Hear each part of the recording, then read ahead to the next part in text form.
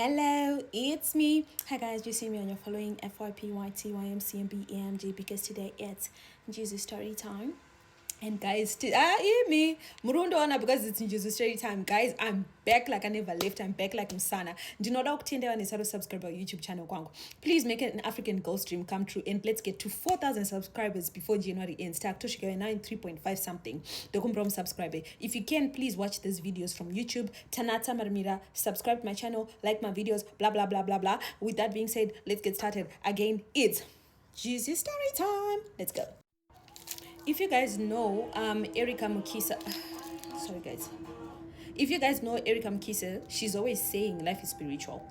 And you know what she's about. And if you don't, please try to look for her on TikTok. But this story is going to help show you good life really is spiritual. And I just want to put out a disclaimer. This story, they're Zimbabwe. But the name that I will be using is a pseudonym. None of the names that I use in my stories are real, guys. I always use pseudonyms, just so we are on the same page. And another disclaimer is, vanhu vandinenge ndichitaura navo havaite zvekubatsira vanhu, maybe vanoita, but definitely not through me. So don't come chiti ndinoda kuzobatsirawo naningi and whatnot. I just thought I should just put it out there titange 2026 wedu on a good note. So yeah, let's get started. It's Nenjuzu story time. Munhu wedu anhasi tichamuti mukoma Dhani, right? Mukoma Dhani vatari vakati, Tani, I see your page munogara muchikutaura nyaya dzenjuzu, vakadzi vachizodai. I've come across a few stories vanenge uchitaura dzevarume and whatnot, but yangu rega imbodhingura skero ndimbokudzaiwo nyaya yangu yandandichita hold in for a very long time. So this is Mukoma Dhani's story. Mukoma Dhani says mumba mavo vakaberekwa vari 12 vana, and Mukoma Dhani is the 11th born mumba mavo. Anditka anyway, zvinotaura izvo kuti mbuya vavo, mai vababa vavo vanga vari n'anga vaibatsira vanhu, handiti vachita zvechivanhu. But kutaura kwazvinoitwa zvinonzi vaigara vachiudza vabereki vavo kuti imimi muroora wenyu hamuzombofi makamuona, achanga ariko asi hamuzombofi makamuona. But kwaitaurwa maererano nenyaya yani, sorry guys, freeze tinodresa nenyaya yamukomani Dhani muri pabata. Sapainzi ava muroora muchamuita, but muroora hamuzombofi makamuona. So vabereki vangu kura vachingobhilivha kuti saka maybe isusu mwana edu pachazorora isi tinenge taita sei, takika paketi muri pabata. Ndobva vangoti okay, munotongozvitambira because ndo inenge iripo. Zvinozonzi Dhani paanga ane 16 years akunyora form 4, mbuya vake vakazoshaya, handiti. So mbuya tatongotaura nyaya yavo, ndiyo nyaya yambuya. Now let's go back.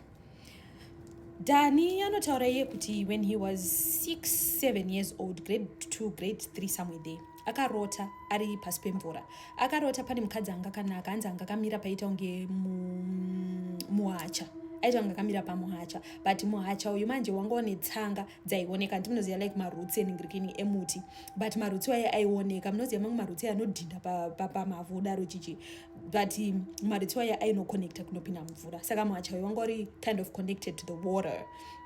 Saka anoti pamuhacha paigara pakamira mukadzi. Pamuhacha uya vaigara vakaona mukadzi anga kanaka singadi, but she was old, not old, she was an elder, right? Because remember mwana yari ma grade 6 kuma 6-7 years. Saka vainge vakaona mukadzi anenge akamira pamuhacha paipai, and then aibva azongotenderera kudai sobva vatora rokuenda nemvura. So this dream happened about 6 times dzakasiyana, not like consecutively, 6 times dzakatosiyana. This lady aingoti pese paanotenderera Mukoma Dhani vaibva vangomutswa. Pese mukadzi uyu paanotendera Mukoma Dhani aizongomutswa. Zvakaitika 6 times, and then the 7th time vakazoti, no man, I really need to see this woman's face, ndinyatsotaura nayo what's really going on. The 7th time vakazorota mukadzi uyu achivatora achiti, unenge waredi manje. Rega ntaure word rakashandisa, unenge waibva manje, ndo zvavakaudzwa. Ndobva vati ndaibva ndaita sei, ndobva vamuti tora ruoko rwangu, ndobva vatora ruoko rwani rwalady, ndobva vaenda naye kumvura. Saka iye Mukoma Dhani vanotaura kuti tichifamba nemukadzi uyu takaenda kumvura, zvezvo kuti munotanga muri pakamukoto, and then ndobva vazotanga kufamba vachifamba, but mukufamba kwavaiita mvura yaita sekunge iri kubuda ichidai so, like iri kuvhura pathway, iri kuita like a tunnel. Munoziva zvezvo zvakaita muranda waMwari Moses, zvezvo kuti akapatsanura gungwa mvura ikadai so, ndo zvakaitika, like ndo zvaitaura kuti ndo zvaitika pavaifamba nemukadzi iyeye. so vafamba nemukadzi yoya ndobva vashaya kuti tiri kumbonyatsoenda kopi zvikanzi imbomira saka vanotaura kuti hanzi mvura yakabva yangovavhara kuvakavha zvezvo kuti panhu pavangafamba napo bva pangokavhwa nemvura but mukavhwa kweko anotaura kuti takaita kunge vanhu vari muelevheta vari kutodzika pasi but takaramba tichidzika he remembers kuti hanzi tichidzika ndakaona a beast. That beast looked like a dragon, like munoziva zvinotaura kuti madragon akaita chibhodhi chechichichi, but it had a lot of heads. It had about 7 heads. Ndobva aramba futi achidzika, he was seeing weird snakes, he was seeing weird things. Ndobva azodzika futi, ndobva azoona like vapa land manje. Saka vari paland kudaro, ndoka ma-technical glitches. Saka vasvika like paland kuzasi ko kwakusisina mvura or anything. Ndobva ona nyoka, njuzu dzenyoka dzedze makadziti dzinonzi tsunungu idzodzo dzekuti munhu and then yobva ita nyoka. Ndobva ona like dzatinoziva isusu dzekuita hove kudai, so ndobva ona njuzu dzitori vanhu dzitori nemakumbo zvese functional but dzitori chinjuzu. Ndobva aona dzimwe akaona zvinhu zvakasiyana pasi, but he remembers kuti achifamba ndobva azosvika kumberi ndobva aona a lady anga akanaka singaite, anga ane muswe wanga wakakoilana guramatunhu vibes, wanga wakakoilana and then obva usongoita fish kwekupedzisira, but yenge itori nyoka kudai so muswerere but osongoita fish kwekupedzisira ukoko. Ndobva vatoramba vakatasa zvikanzi koyu ndiani, zvikanzi mutore achakuradza kwaunofanira kuenda. Then ndobva mukomadhani ndobva vatora ruoko rwemukadzi uyo ndobva atovasekerera, so ari kutovasekerera kudaro ndobva vabata maoko ese ari tu ndobva vatasa like so, ndobva vatarisa so vachisekerera, and then there's a lady chembere yakauya ndobva yatotanga kuombera, and then everyone akutanga and then ndobva vaiswa ring that beautiful girl, ndobva vaisa ring. Saka vaiswa ring ndobva vatoti chii chiri kuitika, then ndobva vakabva mukabvanzi Dani mukaenda kuchikoro, but he says hanzi I would feel something on my left finger. I would feel something kuti there's something here but I could not see it, but I always felt kuti pane chinhu, even ndichigeza ndaitogeza ndichidai so zvekutonzwika kuti pane simbi pane ring iri panapa, but no one else saw it, but I would see it. It just so happened kuti just before vatama, because vakazobva kumusha vakazonotanga kutanga kugara kuharare ari kumagrade 3-4. Gogo ake ndobva atomti iwe chao chiri murogo icho wachiwanepi, zvikanzi handizive gogo, zvikanzi wakachiwana kupi, zvikanzi handakatota mumwe musi sosososo. Gogo ake vati wow, right, ndobva ngonyarara bva ngosiyana nazvo. Anyway, ndobva vazotanga kugara kuharare. Vachigara kuharare kuyoke anotaura kuti pane musi wavakambofamba vakaenda ataura kuti kuna mukuvisi, but mukuvisi uri kusaidi kwemanyame, that particular area uku kuna airport something like that. Anotaura kuti he saw that lady again mumwe musi achitofamba achitofamba because like doko area kwakagara achitofamba neboys rakanzi pandatoona that girl again, but zvezvo kuti aita zvezvekuhwanda netsanga kuti like achidongorera hanzi pandatomona ndikati ko uri kuhwandei, saka hanzi ana boys obva watoseka zvikanzi handiyani ari kuhwanda, zvikanzi ne musikana ari kuhwanda, zvikanzi musikana wopa hapana musikana aripo chichi. Ndobva akatoona kuti oh shit ndikuona zvinhu zvangudeka, let me just falambupi hama. Ndobva aita sebva avhara muromo panguti ndisiyani nazvo. Then ndobva musikana yobva azoya kuhope zvikanzi ko wandisirei tachifanira kuita sei, wanga uchifanira kuuya timbotaura. Arisheti totaura kuti chii. At this time manje komadhani was now kumaform something, vanga vatokurepa vanga vatokumaform something. Ndobva atosheti wanga udonitaura newe tichi, zvikanzi since wandisiya usati wauya uzondiona unenge uchifunga kuti ndichita sei chichichi. So zvaimutambudza kuti ko chii chiri kuitika, zvikanzi saka ndoita sei, zvikanzi unofanira kuuya uzondiona. Ndobva angati okay cool. Mangwana makuseni ndobva ati chirege ndiende, achitozvifambira zvake chichichi. Ndobva apfura nepano pepe hana kuna musikana ndobva atodaidzira zvikanzi ko uri kupi chichichi. So ndobva angoti okay whatever, idzadzi muri hope. Ndobva azorota futi musikana yachichema, musikana yabva amupa zita zvikanzi next time auyo chindidaidza unge munhu asingadhiziye, ini newe tiri nyama imwe, ukangoti Nora ndinobuda, zvikanzi Nora okay cool fine. Ndobva aningirikina, ndobva mangwana acho ndobva amuka abva aenda Nora musikana yobva abuda, ndobva atomti chonzvo saka uri plan kudzoka kuno kurini, zvikanzi kudzoka kupi, zvikanzi takangoroorana ukangondisiya ndakadaro nanhasi ndiri ngonzi munhu wako ndangokumirira ndakukura Dhani, ndiri kuda kuita mwana. Zvikanzi kuniita mwana nini, I'm human, like what's your point bro. Zvikanzi saka unofunga kuti chinhu ichi chaunacho unofunga kuti chii. And then it started making sense to him. Guys, anadana anombobvira ndaita feelings for anyone in my life. Remember zvinhu zvakaitika ruma grade 6 7 zvopfekedzwa ring. I've never had feelings for anyone. Girls don't even look at me like that. Zvekuti Dani chichichi. He has the looks, he has everything. But vasikana vatongoma approach like ndozvazvitongori iye wacho atongo approach ochi vasikana. Then it started making sense that oh, nana asanga chiri nayo simbi yake yainzwa ega isingoonekwe nemumwe munhu. So ngoma Dani ndopa zvakazotanga kuklika kuti ha so bebe ndakatoinishitwa saka ndatone mukadzi. Okay, cool. Ndobva vati ndara ndikuda chi namba dzagogo ndautaura nagogo zvikanzi ndautaura nagogo chichi zvikanzi andavasuwa chichi pane kachirwere kandingori nako but I feel like gogo anokwanisa kuti sei kundibatsira ndarobva atiripo ndobva afonera gogo akati hapana kushata as soon as wavhara chikoro unouya because I think akati angatsaurana about like 2 weeks or 3 weeks kuti apedze kunyora maexams aye kuti muvhare chikoro saka itongoti ndichitongopedza maexams ndoita sei noenda kwagogo achitopedza kunyora maexams ake paya ndobva atoti rega ndigadzirire pepe ari kutoti ndikutopeka zvinhu chichichichi ndopari kuiswa koye kunzi chi mbuya vaira sei vakika paketi and yanga iri form 4 second term yanga iri form 4 second term kokobvaita sei ndobva wafa apa mwana ari kuda maanswers achitoita sei ndobva ira sei ndobva aenda kumusha kunoviga mbuya vake aenda kunoviga mbuya vake akaona musikana uya but this time anga atori munhu ikauya kurufu musikana yaya kurufu ndobva hanzi mbuya vatovigwa zvese chichi but musikana ndaingoramba ndingomona here and there sanangoti maybe it's a mirage ndinofunga zvinhu zvangu ndega hapo I'm just imagining it and then pazvazoitika manje kuti mbuya vavigwa chichichi zvese zvaita akazoona musikana yaya akarara pamusoro pegora ragogo achichema sandoparusha kuti kweuri kuchemei zvikanzi ndikuratidza kuti vakafa vasina nyatsokuudza zvakaitika zvikanzi zvakaitika ndezvechii musikana vati ndinotaura newe manheru ukangondidedza kuti nora unouya kurwisa ukangotinora ndinokutora ndokuratidza zvikanzi kuvanhu akazonibvunza zvikanzi don't worry munhu kana ashaya kune vanhu gomba munongozio the setup yedu yekuzimbabwe kana munhu ashaya ndobva ati alright sorry ndobva manheru asvika ndobva aenda kurwizi nora ndobva azongotorwa nemvura ndobva aenda mvura nora chii chakaitika ndobva ari kudzwa kuti mbuya vako vakapiwa masimba ekurapa ekuita sei kuita zvinhu zvechivanhu but mukupiwa masimba avo ekuita zvinhu zvechivanhu vanga vakaudzwa kuti simba rirambe riri mudzinza renyu munhu tichafanira kuyananisa vekumvura ne1 of your blood kuti chi basa riendeke mberi. She didn't know kuti who specifically is going to be that person until iwewe watozozvarwa ndopa vakaona kuti iwewe ndopatakazova chiratidzo chekuti iwewe ndiwe munhu achatiita sei achayananiswa nemvura but it wasn't something she was supposed to tell anyone except you and iwewe vabva vafa usati waita sei usati waudzwa nyaya iyi saka ndo zvakaitika nambuya vako it is a very long time ago baba vako vachitori mudiki ndopakaitika this exchange. I think I've said it before, there is nothing for free. When it comes kupiwa, there is always give and take.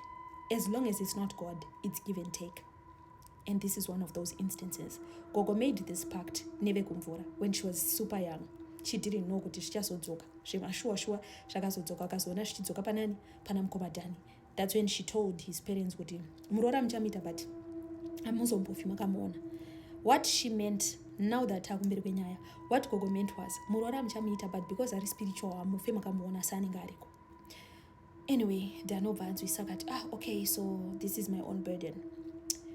Dhani apedza form 4 yake zvese zvaita chichichi apedza aenda university apedza zvese asi kutomboita mafeelings evakadzi vasikana vanotomuda but havamudi zvezvo kutozomudza kuti tinokuda muri pabata. There was always a blockage yanga iripo until one particular day antaura kuti one day ndakatochila neboys aiti hanzi ndo musi wandandatenga mota ndatochilana naboys kanti munenge muchicelebrata ndobva taenda kuroad izvozvo kuti kamunenge muri mutown chichichichi hanzi hatitori mutown pepepe naina mumwe musikana anga akandakasingaite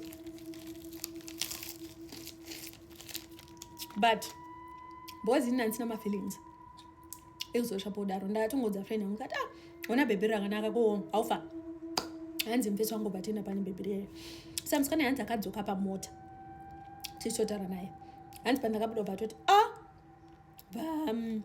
ndobva mubvunza kuti kochi zvanzi iwe murume iwe wega ndobva atosekwa zvikanzi newe ungati murume munhu ezera redu titi zvikanzi munhu yanotiuraisawo guys ndobva musikana ubva atongoenda hanzi vasikana vari spiritual vaizviona vaitouya utonditi iwewe ndobva aenda kuvamwe mbuya so ndobva unomubatsira and don't worry tichagadzisa nyaya yekuti mafeelings ichichi mafeelings amukomadhani obva azouya vakutotanga kutodawo vasikana vakutovada chichichichi then ndopatanga kuda nemwe musikana achida nemusikana wake iyoyo daro the sister yemusikana isangomufarira chingoti mukomana uyu amene zvaari then mumwe musi ndobva aenda kumba kwemusikana wake hanzi musi weyo vanhu vanga kwakune cell group kumba kwavo vasingazive macell group sai yekuti vanhu machristians vanenge vachiti tikunoona matromba kwananhingi chichi saka musi weyo kumba kwemusikana uyu ndokwainamatirwa ndobva asvika achikumba kwavo kuchitonamatwa and then there was a lady angari like prayer warrior evangelist wemuchechi ndobva atoti brother ndokumbira kuti mumire zvikanzi kochi zvikanzi munoziva here kuti you are married zvikanzi what do you mean samusikana ati married chii mukomana wangu chichi zvikanzi no he's married he knows what I'm talking about usauraise vane zvinisina basa ndobva musikana uyo bva angoti it's fine baby baba ichichi musikana uyo bva angoti it's fine indataura zvandataura babai ndobva aramba achida nemusikana uyoyo so nemusikana uyo vakatozodanana zvezvo kutoti handisi akatoita 6 months into the relationship and then musikana wangu ndobva azongotanga ngoregendawo basa ndaakubvunza vanhu kose yasi kuendawo basa zvikanzi aringorutsa mvura it doesn't make sense ari kurutsa mvura ari kubuda mvura mumhino akatorwa zvotopinda muchipatara and anotomboita nguva akabva atanga kutongodikitira ndobva ashaya this is girlfriend number 1 ndobva aita futi mumwe musikana wechituya uyo hanzi takapush about 6-7 months ndobva aita futi the same symptoms akaitwa negirlfriend number 1 ndobva aita sei ndobva adaiso abva aita girlfriend yechi3 guys ndobva yafa futi the same way ndobva akana kuti you know what I really am somebody's husband. Let me take this thing seriously. Ndobva afamba obva adzokera kumusha ndobva akazonotaura nevakuru vekumusha zvikanzi ndozviripo chichobva atotarana namama muneso obva ataura navo ndobva vati okay so toita sei ndobva vaenda kurwizi kuya vasvika kurwizi kuya zvinotaura kunzi tichisvika kurwizi takasvika pane mazinyoka takasvika pane nyoka dzakawanda paruware guys dzichitonge dzirudziya mushana hadzisi kuuraya vanhu hadzisiita sei shato dzemvura dzedza dziri paruware papane nyoka dzakangosiyana-siyana dzadzangosora paruware apa isi todaita sei todaenda mumvura kuti tinokumbirana nasekuru vatatienda navo and they couldn't do it because vaisada kudisturba nyoka idzodzo batadzokera manheru hanzi taakuda kudzokera futi manheru sekuru vaya ndobva vaona rimi remoto like moto unenge wakaita kuita kutenderedza rwizi but hamusi kuona kuti moto uri kubva kupi hapana smoke hapana anything pango nemoto wakangotenderedza rwizi ndopa akazodzwa nasekuru zvikanzi vari mvura havasi kuzvida zvauroda kuita zvekuda varamba nekukumbira kwauroda ita utori munhu wavo so the best thing you can do is talk to your wife and woyanana nemukadzi wako because munhu aifanira kubatsira mbuya vako ndo aifanira kunge vakakuudza kuti how did these things happen, how can they be broken or whatever but vakaita sei vakashaya second day ndobva vatirega timbonotrya varotrya futi second day varosvika futi the same thing has happened pane nyoka but this time rwizi rwaro rwakafladha hanzi kwakwane time kusinganayi so ndoshati ko rwizi rwakafladha nekuda kwei ndobva sekuru ndobva vatozoti shamwari iwewe you are meant to be from the water because the thing is you accepted the ring so you are theirs no matter what and when it comes to these things once wabvuma hakuna a point of return saka ndodii ndobva azosangana nemwe musikana musikana uyo wechi4 ndobva vatodanana musikana uyo wechi4 manje zvinotaura kunzo kuti pane musi wakakasika kubva kubasa ndobva tirega ndobikira dhani guys I want to highlight kuti now the fourth girlfriend uyo akazomita ne32 years munhu andotaura nezvake munhu mukuru zvekuti right now he's 44 ipapa anga ne32 saka hanzi musikana akakasika kuenda kumba vatosvika kumba kwadhani chichi arotobika paipai kumba kwamukomadhani and then hanzi pane mukadzi akangosvika hana kuona kuti apinda sei or anything musikana iye ndobva mukadzi uyo bva atongoti kwai munopinda mudzimba dzevarume vanhu muchingotemba munenge muchitembei zvikanzi sorry muri marasika zvikanzi handitimba munomumba madhani chichichichi zvikanzi zvikanzi kaiwazoita nemukadzi zvikanzi anga asina kumbondodza zvikanzi pekei 20 wenyu muenda asikana zvinotaurwa izvo kunzi when that lady left hanzi mumba makazara mvura so anga akudza mudhani kuti dhani siyana nini zvinhu zvandaona I don't understand what happened this lady I don't know where she came from I don't know how she went back but mumba mazongozara mvura are you sure you're a real person ndozvaakabva aitwa ndobva atongona kuti ndindagendisiyana nevana vevanhu the thing about Danny though was akaenda kuma-lakes kuma-dams he would feel like he has to get there because kune munhu wada kumutora he never acted on that like impulse feeling aibva atoita step back kuti Danny antaura kuti ndichikura I was so smart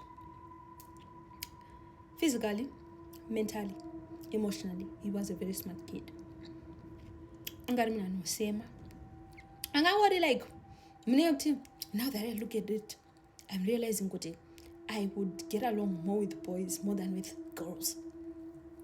Anyway, ndobva musikana yaenda mukomana anobva dzokera musha ubva dzasekuru. Sekuru akati shamwana, iwe unofanira kutongopira kutongokumbirira kuti chinditorai ndiri wenyu, vanyatsofamba newe vakushavire vekwemukadzi wako, because hakuna human connection yauchaita. And anoshara kuti these 3 girlfriends vekufa ndaitoda navo, but unonyatsonzwa kuti hapana that connection yekuti inotaurwa nemahumans yekuti love at first sight, or even inotaurwa nemafesi angu. I've never felt it like that.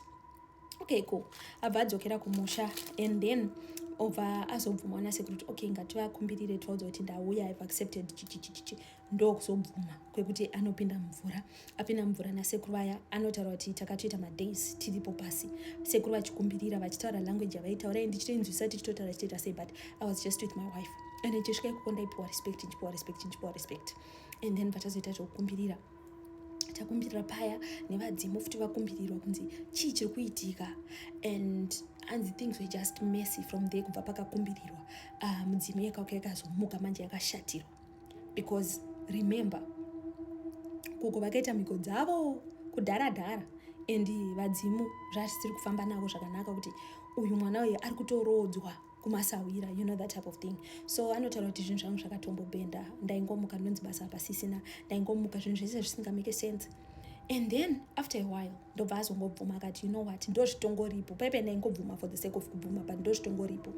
Kuhope norando paakazouya zvikanzi uri kutenderana here nekuti ini ndini mukadzi wako, hakuna mumwe. Zvikanzi ndiri kutenderana newe. Zvikanzi if I tell you to do something, are you gonna do it? Zvikanzi okay, cool.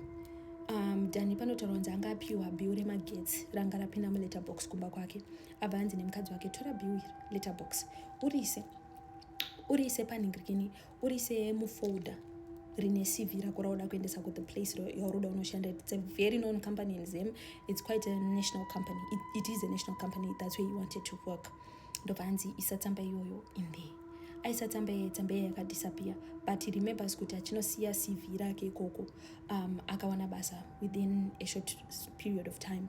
Aenda kubasa ikoko achinzi mari yawatambira enda uno withdraw yese, ombira mari ise mundiro, isa pasi pembeda. Akaisa mari yo pasi pembeda, mari yaizongomuka yakawanda. Things just started making sense. There was like excess money. Nautomboita 2 months achishanda pabasa ipapa, kutotenga imba. He was just mariches anga akuzara. But he has one condition: he can never marry. He shall never marry, because he's already betrothed to someone. And what happened was, akaita mari yake, that lady chose a destination. Akamoti, now that you have money, we need to go on a vacation. Kope kwaninga chodzwa zvikaita, toenda kumu destination kupi? Zvikanzi ndoda kune mvura, let's go to Thailand. Andakaenda kuThailand, ndichifamba ndichitotaura nemukadzi wangu. Vanhu vachitoshoya kuti chii chikuitika, ndichitotaura nemukadzi wangu, nomutengera ichi ndoita so. And he remembers the first encounter yaakaita with that mermaid. Pavakaita madarika nhombi nemermaid yake, the mermaid wife. And panotomboita nguva that mermaid wife obvazoapia achiti ndine pamuviri, and panotombotaurwa nzi ndine pamuviri, and then obvazoya achiti vana vari kuzvarwa nhasi, you have to come. He remembers kuti that day akangokolapsa kubasa. He was in a coma for 3 months. In those 3 months anga ari kumvura. Ndichiona vana vachikura ndichitonzi you need to be a present father. Imagine uzwa namami wota, you need to be a present father.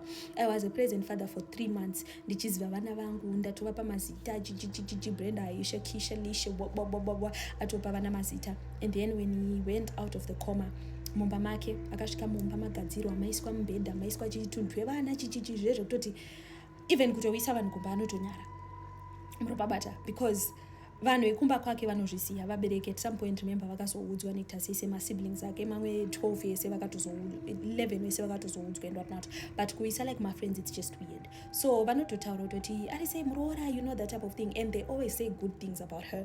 And the thing about his wife is anzi vanhu vakauya kumba and they don't have bad intentions. Aye kuda kundishora or kuita sei, if those people are genuine people, are right people, when they come to my house and they leave my house, apaite nguva before things start making sense for them.